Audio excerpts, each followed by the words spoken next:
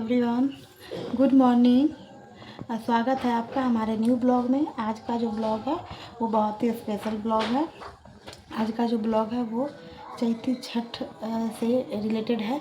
छठ दो होते हैं, एक तो होता है कार्तिक मास में होता है और एक होता है चैती में होता है। और जैसे मतलब दो तरह के नवरात्रि भी होते हैं और एक शारदीय नवरात्र जो आश्विन के टाइम में होता है और एक अभी होता है इस मंथ में भी होता है। और इसी तरह से छठ भी दो होता है। तो आज जो है वो छठ का खरना पूजा है और खरना पूजा को हम लोग लोहंडा भी बोलते हैं। बहुत सारी जगह उसको लोहंडा ही बोला जाता है। इसमें स्पेशली जो होता है वो खीर, गुड़ का खीर बना करके और शाम में चढ़ाया जाता है।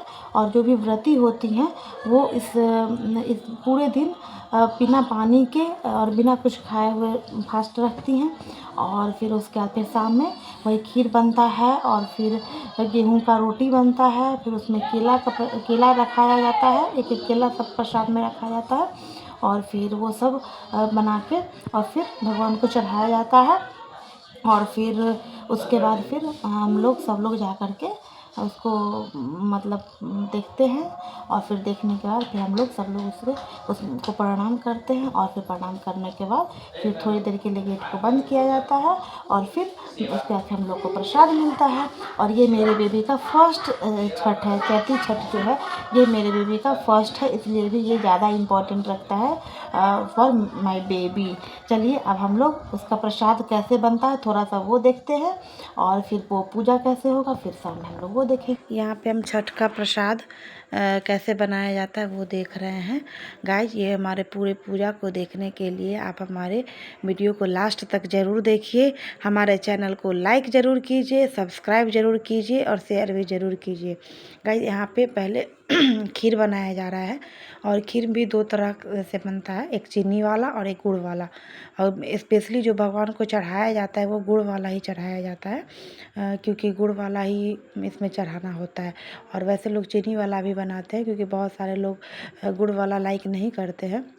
इसके लिए थोड़ा थोड़ा प्रसाद वो गुड़ वाला सब खा लेंगे और फिर सबको ये चीनी वाला मिलेगा, इसलिए चीनी वाला भी तैयार किया जा रहा है। और फिर शाम में फिर इसको चढ़ाया जाएगा केले के पत्ते पे। इसको प्रसाद को चढ़ाया जाएगा। यहाँ पर देखिए खीर बन के अब रेडी हो गया है। और फिर रेडी उसके बाद फिर रोटी बनेगा रोटी बनने के बाद फिर रोटी में घी भी लगाया जाता है। देखिए यहाँ पर जो है रोटी भी बन के तैयार हो गया है। अब रोटी में फिर यहाँ पर घी लगाया जा रहा है। फिर घी लगा के रोटी भी तैयार हो जाएगा। अब यहाँ पे शाम के टाइम शाम हो गया है।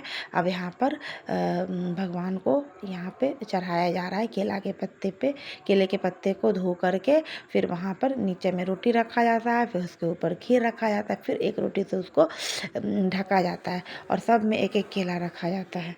केला को या तो तोड़ के रखिए या फिर पूरे केला को भी रख सकते हैं, लेकिन उसको छिल के उसके बाद ही रखा जाता है। बिना छिले हुए केले को नहीं रखना चाहिए। फिर सब पे तुलसी पत्ते भी रखाएंगे। सब जितने भी प्रसाद चढ़े हुए हैं सब पर एक एक तुलसी का पत्ता चढ़ाया जाएगा, फूल चढ़ाया जाएगा और फिर यहाँ पर भगवान को प्रणाम किया जाएगा।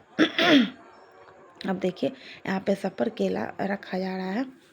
और ये इस बार जो छठ ये वाला छठ जो करती हैं वो मेरी चाची सास करती हैं और वो कार्तिक मास में जो होता है वो मेरी सास करती है, मेरी मदर इन लॉ करती हैं। तो आप यहाँ पर देख सकते हैं। और बेबी का मेरे बेबी का तो ये फर्स्ट छठ है और तो इसलिए ये दादी उसको अपने गोदी में लेकर के फिर प्रणाम करेंगी क्योंकि ये बेबी का मेरे ये फर्स्ट छठ है। और मेरे बेबी को सब लोग बहुत ज़्यादा प्यार करते हैं।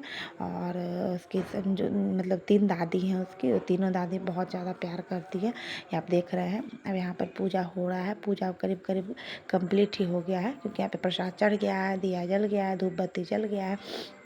मेरी बेबी को बुलाया जा रहा है और देखिए यहाँ पर मेरे बेबी कितना अच्छे से पूजा कर रहा है।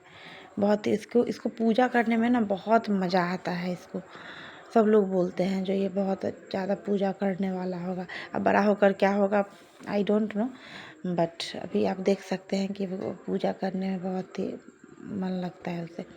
आप उसे पूजा के में कितनी भी देर भी बैठाइए वो नहीं रोएगा, सिर्फ उसे कंफर्टेबल होना चाहिए। और फिर यहाँ पर मैं अब बेबी को लेकर के प्रणाम कर रही हूँ, क्योंकि यहाँ पर माँ को भी बेबी को गोद में लेकर के फिर प्रणाम करना होता है, इसलिए मैं बेबी को गोद में लेकर के प्रणाम कर रही हूँ। और फिर उसके बाद फिर उसकी दादी भी बेबी को गोद में लेकर के बहुत ही अच्छे से उसको पूजा करवाई, और फिर वो भी प्रणाम की बेबी को। फिर मिलते हैं फिर अगले ब्लॉग में।